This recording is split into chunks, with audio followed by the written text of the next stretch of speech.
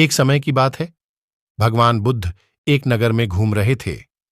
उस नगर के आम नागरिकों के मन में बुद्ध के विरोधियों ने यह बात बैठा दी थी कि वह एक ढोंगी है और हमारे धर्म को भ्रष्ट कर रहा है। इस वजह से वहां के लोग उन्हें अपना दुश्मन मानते थे। जब नगर के लोगों ने बुद्ध को देखा तो उन्हें भला बुरा कहने लगे और बधुआएं देने लगे।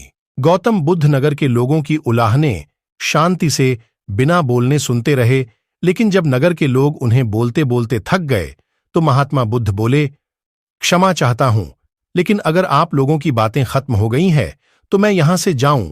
भगवान बुद्ध की यह बात सुन वहां के लोग बड्ढे आश्चर्यचकित हुए। वही खरा एक आदमी बोला, ओ भाई, हम तुम्हारा गुणगान नहीं कर रहे हैं, हम तो तुम्हें गालियां दे रहे हैं। क्या इसका तुम पर कोई असर नहीं होता? बुद्ध बोले, आप सब मुझे चाहे जितनी गालियां दो, मैं उन्हें लूंगा ही नहीं। आपके गालियां देने से मुझ पर कोई असर नहीं होगा जब तक कि मैं उन्हें स्वीकार नहीं करता। बुद्ध आगे बोले, और जब मैं इन गालियां को लूंगा ही नहीं तो यह कहां रह जाएगी निश्चित ही आपके पास मित्रों। बुद्ध के जीवन का यह छोटा सा प्रसंग हमारे जीवन में एक नया परिवर्तन ला सकता है, क्योंकि बहुत से लोग अपने दुखों का कारण दूसरों को मानते हैं, जो कि अच्छी बात नहीं है। ऐसा कर हम स्वयं के लिए कुआं खोद रहे होते हैं। ये सब हम पर निर्भर है कि हम लोगों के नेगेटिव बातों को कैसे लेते हैं, उन्हें स्वीकार कर रहे हैं या नकार रहे हैं। और दोस्तों, इस तरह जब हम दूसरे की बातों को दिल से लगाने लगते हैं तब हमारी सोच दूसरे के हिसाब से हो जाती है, जिससे हम अपना जीवन दूसरे के हिसाब से जीना चाहते हैं।